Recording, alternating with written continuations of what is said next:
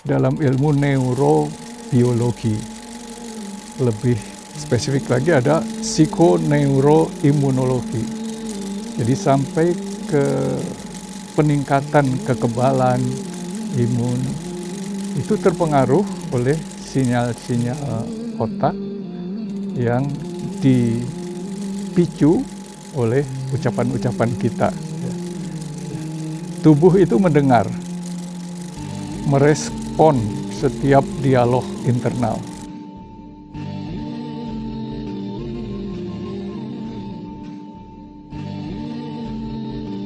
Bismillahirrahmanirrahim. Alhamdulillah. Wassalatu wassalamu ala rasulillah wa ala alihi wa mawalah. Pada hari ini kita akan membahas tentang komunikasi. Ayatnya surat Yasin ayat 65. Bunyinya, A'udzubillahi minasyaitonirrajim. Al-yauma nakhtimu ala afwahihim wa tukallimuna aydihim wa tashhadu arjuluhum bima kanu yaksibun. Terjemahannya adalah pada hari itu ditutup mulut-mulut kamu dan berbicara tangan-tangan kamu dan bersaksi kaki-kaki kamu tentang apa yang kamu perbuat. Biasanya ditafsirkan ayat ini tentang peristiwa di hari kiamat, di mana manusia tidak bisa lagi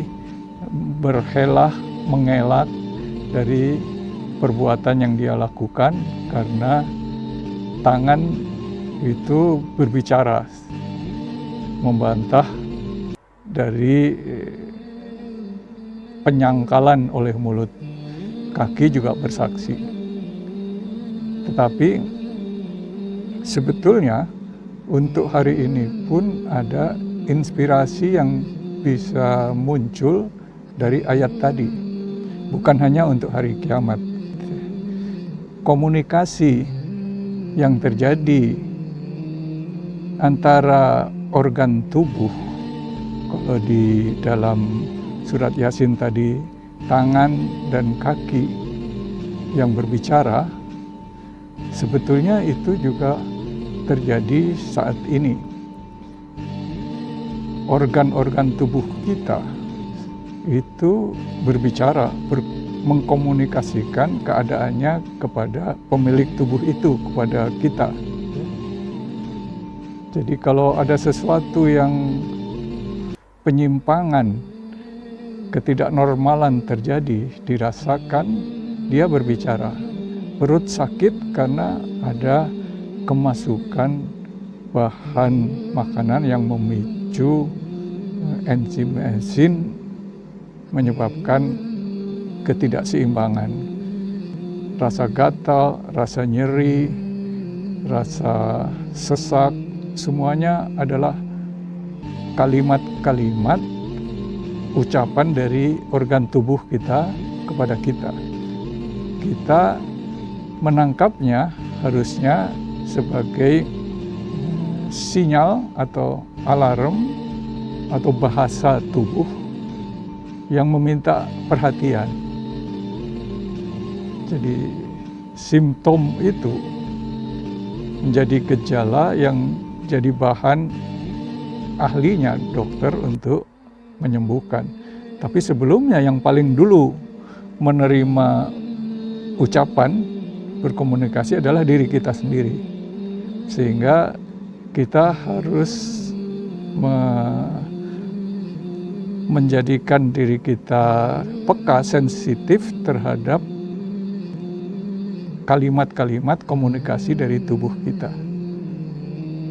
Jadi body language bukan hanya kepada manusia lain, tapi dari body itu sendiri kepada kita. Itu inspirasi satu arah dari surat Yasin tadi. Sebaliknya adalah ternyata kita juga bisa berkomunikasi kepada organ-organ tubuh, kepada sel tubuh kita, kepada anggota badan kita. Jadi ketika badan tadi terasa mengirim sinyal rasa sakit, ya, reaksi kita bisa dengan ucapan positif dari kita itu lebih manjur daripada berbagai suplemen yang kita masukkan, obat suplemen yang kita masukkan. Jadi arusnya adalah kita berbicara, didengar oleh otak kita menyampaikan pesan tadi kepada organ tubuh tertentu yang dituju tadi. Jadi contohnya adalah ya, ketika perut kita sakit, kita belum tahu penyebabnya apa, kita bisa lebih dahulu bicara pada perut itu. Assalamualaikum, wahai perutku, ya, kamu adalah utusan Allah, organ yang diciptakan Allah untuk membantu aku menjalankan tugas sebagai hamba Allah. Maka mari kita saling tolong-menolong. Kamu sebetulnya sehat, baik, ya. Terima kasih diberitahu ada sakit. Jadi dengan ucapan-ucapan lembut seperti itu, otak akan menangkap. Jadi di sini otak itu akan area otak yang berhubungan dengan rasa nyeri itu akan bereaksi meringankan rasa sakit itu. Ini bukan kiasan, tapi dalam ilmu neurobiologi. Lebih spesifik lagi ada psikoneuroimunologi. Jadi sampai ke peningkatan kekebalan imun itu terpengaruh oleh sinyal-sinyal otak yang dipicu oleh ucapan-ucapan kita.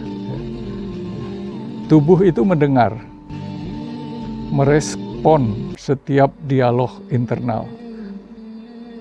Mungkin tidak harus keluar dari mulut, tapi bahasa batin kita itu mengaktifkan otak. Sehingga sinyal-sinyal dari otak yang mengatur emosi, stres, kesehatan itu terbangkitkan. Kata-kata kasar akan memicu sirkuit rasa terancam, namanya amigdala. Itu yang memicu kita terancam, jadi bereaksi, pasang kuda-kuda, tegang, gitu, karena merasa terancam. Itu terpicu oleh ucapan kasar batin kita. Sedangkan ucapan yang lembut itu konon memicu saraf vagus, ada pain healing, penyembuhan rasa sakit, meringankan rasa sakit, itu bisa bereaksi dari kata-kata lembut. Kata-kata syukur, rasa syukur yang terucap dalam batin, terima kasih. Jadi ketika kita misalnya sakit, tidak bisa buang air besar, ketika bisa keluar, kita ucapkan terima kasih wahai perut, itu akan merubah aliran darah ke bagian otak yang mengatur rasa sakit dan menurunkan rasa nyeri. Ucapan sayang akan memicu serotonin, oksitosin, saraf yang memperlambat penuaan, mempercepat penyembuhan. Jadi selain obat-obatan kimia, medis, farmasi, ucapan komunikasi batin kita terhadap organ tubuh itu lebih cepat efeknya. Sebaliknya ucapan negatif seperti capek saya sudah tidak ada harapan, nggak mungkin sembuh, itu ucapan putus asa yang didengar oleh tubuh dan mereka bereaksi memperlambat penyembuhannya dan menimbulkan rasa lelah yang sebetulnya tidak. Ketika kita berulang-ulang, aduh capek, itu beresonansi, jadi capek beneran, sembuhnya jadi lama.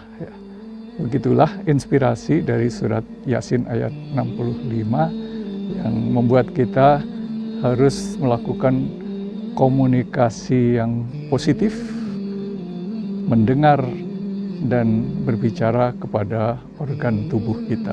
Wallahu